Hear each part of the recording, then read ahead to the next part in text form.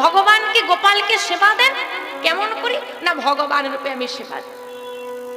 অর্জুন সে বন্ধু ভাব রাখতো যে কৃষ্ণ আমার বন্ধু, হনুমান সে দাস হয়ে থাকতো, আমি প্রভুর দাস। তদ্রূপ আজকে আমরা এখানে যারা বসে আছি ভগবানকে কেউ ভগবান ভাবে, কেউ গোপালকে নিজের সন্তান রূপে সেবা দেয়, তাই তো?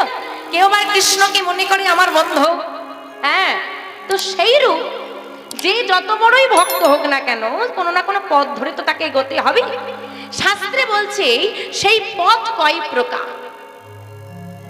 তাই বলছি ভক্তি কত প্রকার, নববিধা ভক্তি। বিধান অনুযায়ী ভক্তি নব মানে 9।